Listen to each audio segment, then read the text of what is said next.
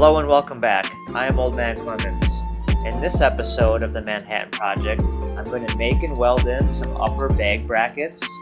I'll be welding in lower bag brackets onto the axle, and finally, I'll be making a transmission crossmember. As you can see, since episode 3, I've gone and welded in some square tubing across the top of the seat notches.